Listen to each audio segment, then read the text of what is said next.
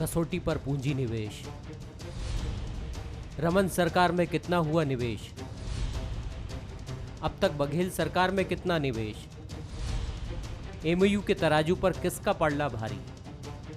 प्राकृतिक संसाधनों से भरपूर छत्तीसगढ़ में हर बार भारी भरकम इन्वेस्टमेंट की बात तो होती है, लेकिन एमओयू से आगे बात ज्यादा नहीं बढ़ी। कुछ ऐसा ही हुआ बीजेपी के पिछले 15 साल के कार्यकाल में। ये बात तब सामने आई जब मुख्यमंत्री भूपेश बघेल ने स्टेट इन्वेस्टमेंट बोर्ड की बैठक में अब तक हुए राज्य में पूंजी निवेश की समीक्षा की। समीक्षा में ये सामने आया कि डॉक्टर रमन सिंह के कार्यकाल के बीच 211 एमओयू साइन हुए, जिसमें 3,03,115 करोड़ 70 लाख रुपए के पूंजी निवेश का लक्ष्य बना था। उस दौरान 78,776 करोड़ रुपए का पूंजी निवेश भी हुआ। इसी तरह 2012 में रमन सिंह ने ग्लोबल इन्वेस्टर मीट की, जिसमें 275 एमओयू साइन किए गए थे। इसमें से 93,830 करोड़ 69 लाख रुपए का पूंजी निवेश हुआ था और इसके 103 एमओयू पर कोई काम शुरू नहीं हो सका।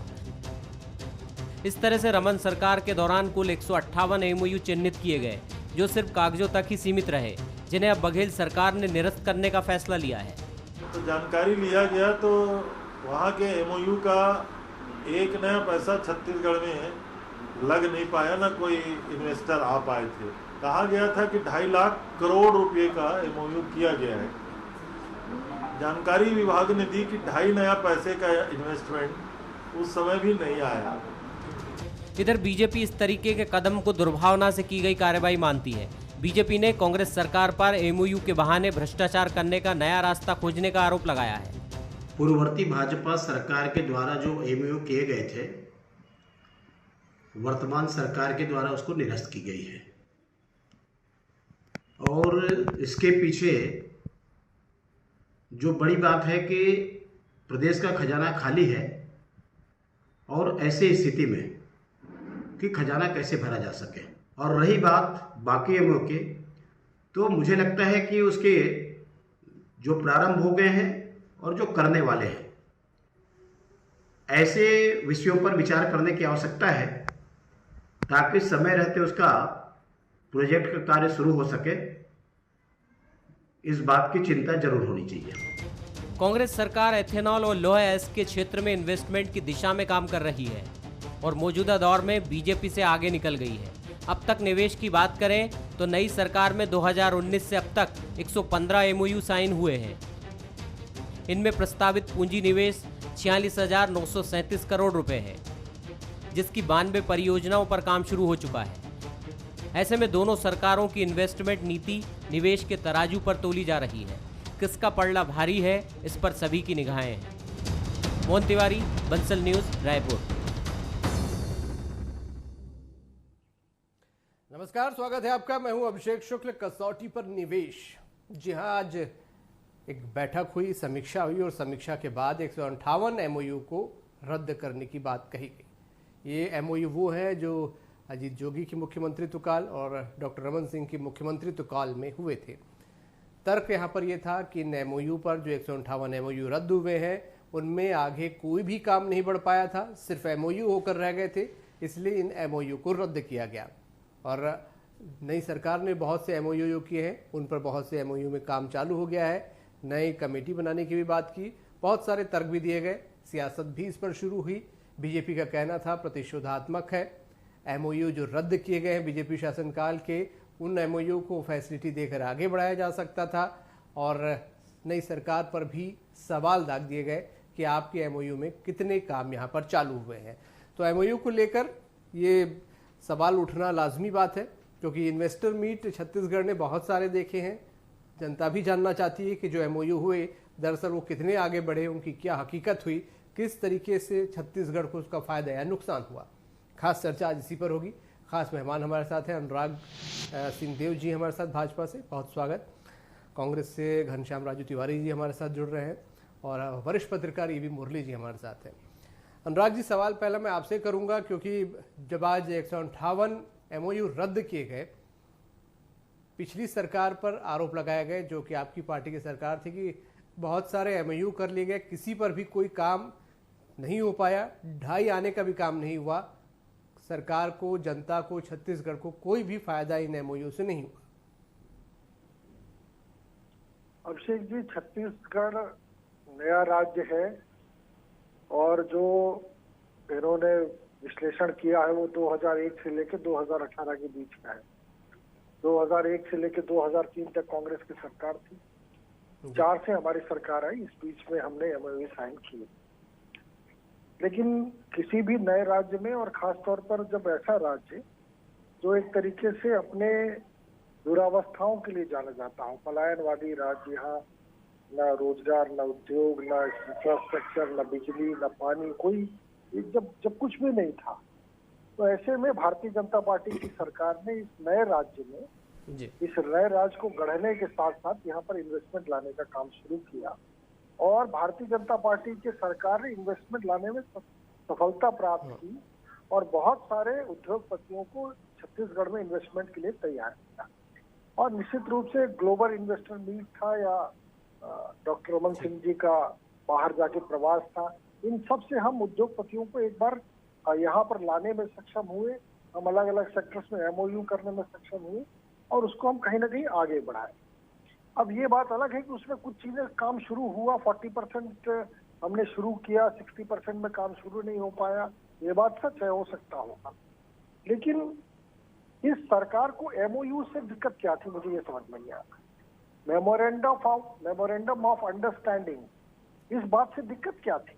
ये सरकार के लिए परेशानी का विषय कहाँ थी? इसको निरस्त करने से आखिर में वो क्या संदेश देना चाहते थे? तो मैं सिर्फ ये विषय रखना चाहता हूँ कि भारतीय जनता पार्टी की सरकार ने डेवलपमेंट को आगे बढ़ाया था।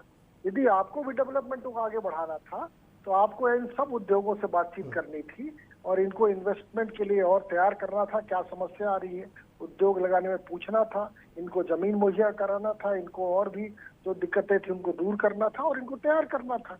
और इस एमओयू को निरस्त करने से सरकार को फायदा क्या हो गया कि इसको फायदे निरस्त कर देने से ये फायदा हुआ हो? तो ये सरकार ने एक नेगेटिव मैसेज उद्योग जगत में दिया है जो कि बहुत ही गलत है और एक राज्य के लिए एक अच्छी बात नहीं है कि किसी भी एमओयू को आप निरस्त करना।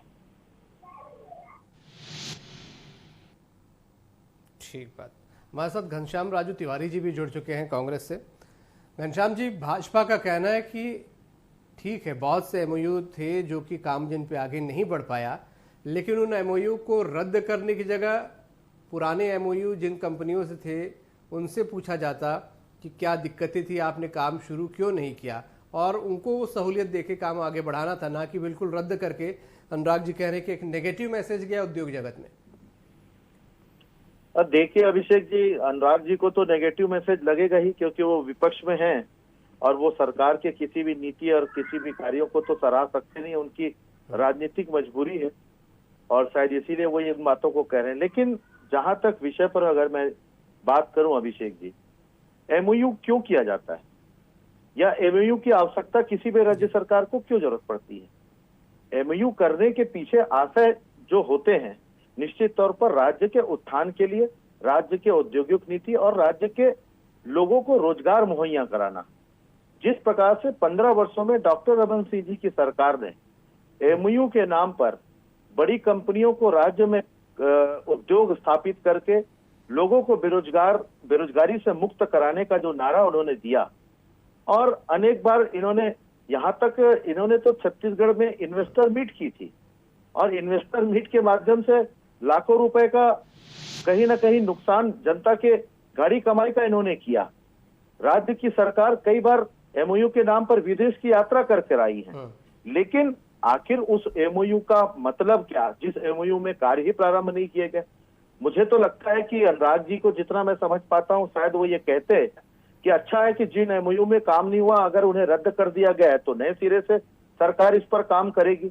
और जैसा कि प्रदेश के मुखिया भूपेश बघेल जी ने कहा है कि हम नए एमओयू के साथ छत्तीसगढ़ में धान से एथेनॉल और मक्के से एथेनॉल को नए आयाम देने के लिए एमओयू के माध्यम से राज्य में नए कार्यों को अंजाम देने की अगर सोच के तहत बंद पड़े और जिस पर कोई काम नहीं हुआ उन एमओयू को अगर निरस्त कर दिया तो इसमें किंतु परंतु होने का विषय नहीं है। लेकिन मैं ये कह सकता हूं कि छत्तीसगढ़ की सरकार निश्चित तौर पर सिर्फ और सिर्फ छत्तीसगढ़ के उत्थान के लिए गरीबों नवाज छत्तीसगढ़ की जो परिकल्पना हमारे मुखिया ने की है, उसके आधार पर हम कार्य कर रहे हैं और फैसले ले रहे हैं, जिसका देशव्यापी, राष्ट्रव्यापी कहीं ना कहीं वो चीजें दिखाई पड़ रही है। अभिषेक जी, मैं एक चीज और बहुत ईमानदारी से कहना चाहूंगा, राज्य की सरकार ने जिस प्रकार से, हम धान उत्पादक राज्य हैं और भारत कृषि प्रधान देश है, धान उत्पादक राज्य में जिस प्रकार से हमारे चावल की व्यवस्था सुदृढ़ होती है और उनके आधार पर जो हमारे पास बचे हुए चावल हैं या धान है, उसका किस प्रकार से उपयोग करके उसको लाभ के रूप में देखा जा सकता है, ये काम एथेनॉल के रूप में केंद्र सरकार को हमने एक प्रोजेक्ट के तहत सामने रखा था, लेकिन आज भी उस पर कोई केंद्र सरकार हमें अनुमति नहीं दे रही। ये आप दोनों के अपने अपने तर्क थे। मैं वरिष्ठ पत्रकार भी हमारे साथ हैं, एक छोटी टिप्पणी राजू जी मैं उनसे ले लेता हूं, फिर आप लोगों के पास फिर आता हूं। एवी मुरली जी, एमओयू रद्द किए गए 158, तर्क था इन बहुत सारे एमओयू पर काम नहीं हो पाया था, कुछ भी शुरू नहीं हुआ था। थोड़ा मैं सरल शब्दों में चाहूंगा कि आप समझाएं, इन्वेस्टर मीट, एमओयू क्या होते हैं, इनसे जनता को कैसे फायदा होता है, किस तरीके की ये सब तमाम चीजें होती हैं। अभिषेक जी, कोई भी सरकार जब मेमोरेंडम ऑफ अंडरस्टैंडिंग साइन करती है उद्योग जगत के साथ, तो उसका मकसद ये रहता है कि हमारे प्रदेश में ज़्यादा से ज़्यादा रोजगार के लिए इंडस्ट्रीज आए, यहाँ का प्रोडक्शन बढ़े, यहाँ के रिसोर्सेज का प्रॉपर यूटिलाइजेशन हो, यहाँ के जो लेबर फोर्स है उनको रोजगार मिले और स्किल्स का एम्प्लॉयमेंट हो तरीके से। इसके लिए मेमोरेंडम ऑफ अंडरस्टैंडिंग होता है। और दूसरा सबसे बड़ी बात है प्रदेश का विकास होना। लेकिन 2001 से 2018 तक जितने भी एमओयूज हुए हैं उसमें सारे के सारे एमओयूज को एग्जीक्यूट नहीं कर पाया। ये मैं समझता हूँ कि कोई भी राज्य सरकार के लिए ये बड़ा बहुत दिक्कत वाली बात है। अगर आप एमओयू साइन करते हैं तो सबसे पहली बात तो आपको कौन से इंडस्ट्रीज को यहाँ लाना है। अगर कोई इंडस्ट्री यहाँ आती है तो उसके लिए जो रिक्वायर्ड चीज़ें हैं, कम्युनिकेशंस का, रॉ मटेरियल्स का, ज़मीन का, पानी का, कोयले का, इन सब का व्यवस्था करनी होती है। यदि आप केवल इन्वेस्टमेंट मीट करा के केवल एमओयू साइन करने से कोई किसी तरह का कोई लाभ प्रदेश को नहीं मिलता। जितने भी एमओयू कैंसिल हुए हैं वो उसका मुख्य कारण यही है कि आपने एमओयू तो साइन कर लिया, लेकिन उसके बाद सेकंड पार्ट में उनको किस तरह से काम होना है, कैसे एग्जीक्यूट करना है, उसके लिए कोई बहुत बड़ा प्लान नहीं था आपके पास। पुरानी सरकार हो या नई सरकार हो, एमओयू यदि साइन करता है तो सबसे पहले ये होना है कि उनको यहाँ पे किस तरह से सुविधाएं मुहैया कराया जाए। तो ये यदि नहीं करेगा तो एमओयू कितना भी आप साइन कर लो, वो जमीनी तौर पर उसको एग्जीक्यूट करना दिक्कत हो जाएगा। प्रदेश के विकास के लिए एमओयू अगर साइन करता है अच्छी बात है। और उसमें दूसरी बात यह है कि प्रदेश को, छत्तीसगढ़ प्रदेश का एक मार्केटिंग होता है, लोगों को प्रदेश के बारे में लोगों को जागरूक करने का भी काम होता है। इस तरह के इन्वेस्टर्स मीट का किया है, अच्छी बात है, लेकिन उसका जो फायदा है, मैक्सिमम फायदा यहाँ की जनता को मिलना चाहिए, लेकिन वो नहीं मिला है। अनुराग जी, मुरली जी भी कह रहे हैं कि जो एमओयू हुए थे अच्छी बात थी। एमओयू, अगर बहुत सारे एमओयू पर काम शुरू नहीं हो पाया तो ये कहीं ना कहीं थोड़ी विफलता भी दिखाता है कि जो अंडरस्टैंडिंग थी उस अंडरस्टैंडिंग के साथ आगे नहीं बढ़ पाए। शायद बहुत सारे वादे या सहूलियतें देने की बात कही गई होगी, सिंगल विंडो सिस्टम या और बहुत सी चीज़ें। जब इस प्रकार के एमओयू होते हैं तो कंपनियों को आश्वासन दिया जाता है, वो शायद चीज़ें नहीं हो पाई, इसलिए इन एमओयू पर काम नहीं हो पाया। तो ये क्या कुछ विफलताएं दिखाता है? देखिए अब अभिषेक जी, मैंने शुरुआत में ही उल्लेख किया कि हम कोई महाराष्ट्र या गुजरात जैसे राज्य नहीं थे, हम छत्तीसगढ़ थे जो 2001 में भारत के नक्शे में उकेरे गए थे। और छत्तीसगढ़ मतलब क्या स्थिति थी ये मुझे बताने की आवश्यकता नहीं है और बोलने की आवश्यकता भी नहीं। तो ऐसे परिस्थितियों में यदि हम छत्तीसगढ़ में उस समय ये माहौल बना रहे थे कि उद्योगपति छत्तीसगढ़ आए, राष्ट्रीय स्तर के, अंतर्राष्ट्रीय स्तर के ऐसे बड़े उद्योगपति छत्तीसगढ़ में आए और उनसे संवाद हो, वो छत्तीसगढ़ के पोटेंशियल के बारे में जाने, यहाँ पर हमारे पास क्या क्या उपलब्धियां हैं उसके बारे में जाने, और उनसे हम मेमोरेंडम साइन कराने में सफल हो जाए और इसका संदेश न केवल छत्तीसगढ़ में बल्कि पूरे देश और विश्व भर में जाए जहाँ के उद्योगपति थे, तो निश्चित रूप से उस समय के लिए एक बहुत बड़ी उपलब्धि थी। ये अलग बात है उसमें से एग्जीक्यूशन में कुछ कमी आई होगी या कुछ कम हुए होंगे। और ये औसत देखा जाए तो ये सिर्फ छत्तीसगढ़ का नहीं होता, ये कई राज्यों का होता है जहाँ पर एमओयू साइन ज्यादा होते हैं, उसमें सभी एग्जीक्यूट नहीं हो पाते हैं। ये बिल्कुल सच है। या कांग्रेस सरकार ने भी इस 5 साल में जो किया होगा, अब मुझे तो दिखता नहीं कहाँ उद्योग है, लेकिन आने वाले समय में उनका दिखेगा कि उन्होंने जितने एमओयू साइन किए उसमें अब ये 3 साल बीत गए, अब 2 साल और बचे हुए हैं, तो उसमें हम भी देखेंगे आने वाले समय में, उसका भी आकलन किया जाएगा कि उन्होंने क्या किया। लेकिन मैं आपको अभिषेक जी एक बात बहुत विश्वास के साथ कहना चाहता हूँ कि छत्तीसगढ़ के अंदर हमने श्रमिकों का पलायन रोका, भारतीय जनता पार्टी की सरकार ने नीतियां बनाकर हमने छत्तीसगढ़ में सरप्लस इलेक्ट्रिसिटी का एक स्टेट इसको डेवलप किया जहां 0 पावर कट था। इसका पूरे दुनिया देश भर में सराहना की गई। जो कटौती वाला प्रदेश था इसको हमने वहां तक पहुंचाया, सरप्लस पावर स्टेट पहुंचाया, और इसको लेकर भी उत्साह काफी था। हमारे यहाँ मिनरल्स थे, कोयला थे, हमारे यहाँ स्टील था, तो सारी चीजों को मिलाकर हमने छत्तीसगढ़ को एक प्रोजेक्शन दिया था। लेकिन इस सरकार की जो नीति है, नेगेटिविटी, ये नेगेटिविटी, नया राज्य था आपका तर्क यहाँ पर है, और इस नए राज्य को जिन प्रकार की चीजों की जरूरत थी देने की माहौल बनाने की कोशिश की, बना है छत्तीसगढ़ में इसके कारण। जी जी। और निश्चित रूप से देखिए, चाहे ये घनश्याम जी, स्काई वॉक, नया राज्य था, माहौल बनाने की कोशिश की, यहाँ पर अनुराग जी का ये कहना है कि नया राज्य था, माहौल बनाने की कोशिश की गई, और एक कई सारे राज्य हैं जो यहाँ पर इस प्रकार की चीजें होती हैं, खासकर जो नए बने राज्य होते हैं, तो एक माहौल बनाने की जो कोशिश थी उसमें छत्तीसगढ़ सफल हुआ, ये तर्क था। देखिए आदरणीय अभिषेक जी, निश्चित ही बहुत आवश्यक विषय पर हम चर्चा कर रहे हैं, और जैसा मेरे भाई अनुराग जी कह रहे हैं कि एमओयू की बात को वो उपलब्धि मान रहे हैं, और वरिष्ठ पत्रकार मुरली जी क्या कह रहे हैं कि कहीं ना कहीं उद्योग घराने को लगना, एमओयू का साइन होना, बेरोजगारी को दूर करना और राज्य की उन्नति और विकास के लिए आवश्यक है। लेकिन वही अनुराग जी का ये कहना कि एमओयू करना ही इनकी उपलब्धि थी, और वही स्थिति आज 15 वर्षों के बाद डॉक्टर रमन सिंह जी के सरकार में छत्तीसगढ़ की जनता को देखने को मिला। देखिए, किसी भी उद्योग को अगर अपने प्रदेश में आमंत्रित करते हैं एमओयू के माध्यम से, अभिषेक जी, उन्हें किन बातों की आवश्यकता होती है? जल, जंगल, जमीन, कोयला, स्टील। आज छत्तीसगढ़ सारे चीजों से परिपूर्ण है। हम अन्य राज्यों को कहीं ना कहीं इन व्यवस्थाओं की, वस्तुओं की व्यवस्था व्यवस्थित करते हैं, लेकिन छत्तीसगढ़ में सब कुछ होने के बाद, और सबसे बड़ी बात यह अभिषेक जी, राज्य की उम्र 20 वर्ष, 15 वर्ष तक भारतीय जनता पार्टी ने इस प्रदेश में शासन किया। हम धान उत्पादक राज्य, कहीं भी राज्य में इस प्रकार की न सोच कभी पैदा हुई, न इस प्रकार की कभी इन्होंने कोई कार्य किया कि धान से हम किस प्रकार से कोई अन्य आर्थिक लाभ अर्जित कर सकते हैं, या देश में छत्तीसगढ़ को एक मिसाल के तौर पे खड़े कर सकते हैं। इन्होंने कभी भी एथेनॉल के विषय पर विचार नहीं किया। जो इनकी एमओयू ने निरस्त हुए हैं उसके बारे में चर्चा करेंगे, काफी लंबा समय लगेगा। मैं आगे की विषय पर बात करता हूं, जो शायद भारतीय जनता पार्टी के समझ में भी आने वाला नहीं है, और शायद इसीलिए केंद्र की मोदी जी की सरकार ने एथेनॉल, धान से एथेनॉल बनाने की अनुमति राज्य सरकार को नहीं दे रही है। लेकिन मैं इसके बावजूद कहता हूं, 2.5 वर्ष की सरकार में, भूपेश बघेल जी की सरकार में 1.5 वर्ष कोरोना काल में बीते हैं। 1 वर्ष मात्र अगर हम उस कार्य को समझे कि सरकार काम कर रही है, और उस 1 वर्ष के सरकार से यह अपेक्षा की जाए कि 15 वर्षों के बराबर में राज्य के विकास की स्थिति में हम खड़े हो सकें, तो जो 15 वर्षों में हमें विरासत से मिली समस्याएं हैं, उन विरासत में दी गई समस्याओं को दूर करने में भी समय लगेगा, और राज्य को अग्रणी राज्य बनाने में हमें भी, उसमें भी हमें समय लगेगा।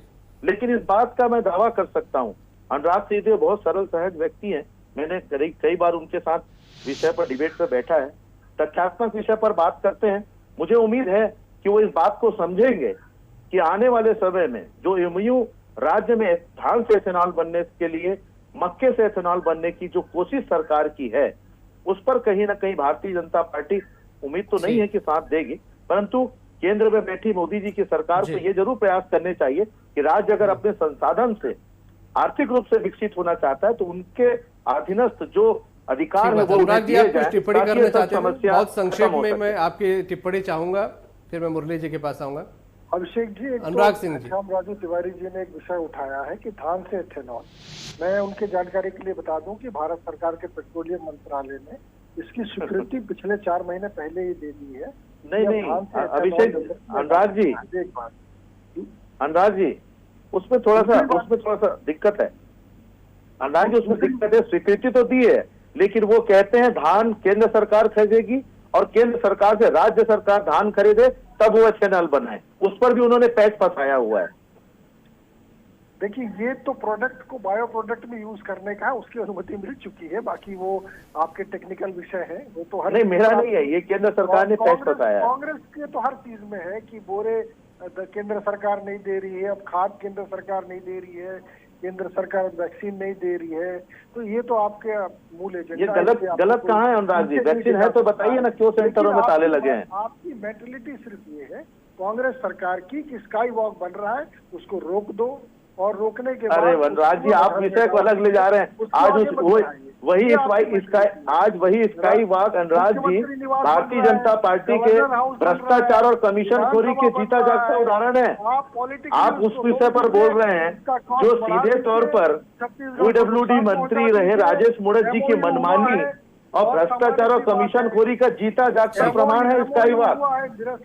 लेकिन मैं एक बार पढ़े लेता हूं मुरली जी, इस प्रकार के इन्वेस्टर मीट, इस प्रकार के जो निवेश होते हैं, कितना फायदा राज्यों को देते हैं? क्योंकि हमने बहुत सी सरकारों को देखा है, निवेश की बात की जाती है, उद्योग लाए जाएंगे, लेकिन क्या वाकई अभी तक का जो ट्रैक रिकॉर्ड देखते हैं जनता तक इसका फायदा पहुंच पाता है? मुरली जी। अभिषेक जी, जनता तक फायदा तो पहुंचता है, लेकिन कम मात्रा में पहुंचता है। इसके लिए सबसे बड़ा कारण ये है, एमओयू तो पॉलिटिकल एक विजन होने के नाते साइन तो कर लेता है, लेकिन एक पॉलिटिकल विजडम और एक विल नहीं होता, जिसके कारण ये एमओयूज को एग्जीक्यूट कराने में सरकार कामयाब होता है। आपने एमओयू तो साइन कर लिए, लेकिन काम जो करना है वो ब्यूरोक्रेसी को करना है। आपने ब्यूरोक्रेसी को इस तरह से कसा नहीं है कि वो आपका काम पूरी तरह से करे।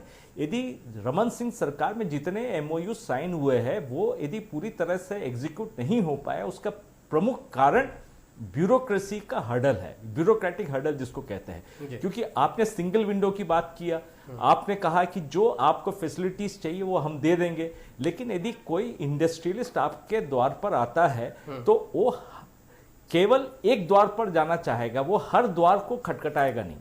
ठीक बात। यहां पे सबसे बड़ा प्रॉब्लम यही हुआ है कि एक इंडस्ट्रियलिस्ट अगर पैसा लेके आता है, हमको यहां पे इंडस्ट्री लगाना है, लेकिन उसके साथ ये आप दुर्व्यवहार कह लीजिए, ये होता है कि उसको हर द्वार पर खटखटाने की जरूरत पड़ती है। तो यहाँ पे इन्वेस्टर्स आएगा क्यों? वो ऐसे राज्य में चला जाता है जहां पे उनको इस तरह की कठिनाइयों का सामना नहीं करना पड़ता। इसलिए ये एमओयूज, अधिकांश एमओयूज जो है एग्जीक्यूट नहीं हो पाया और कामयाब नहीं हो पाया। बहुत शुक्रिया आप सभी का इस चर्चा में शामिल होने के लिए। एमओयू यानी निवेश को लेकर चर्चा हो रही थी, और निवेश को लेकर जब एमओयू साइन होते हैं तो एग्जीक्यूट क्यों नहीं हो पाते, बहुत सारी इसके पीछे कारण होते हैं।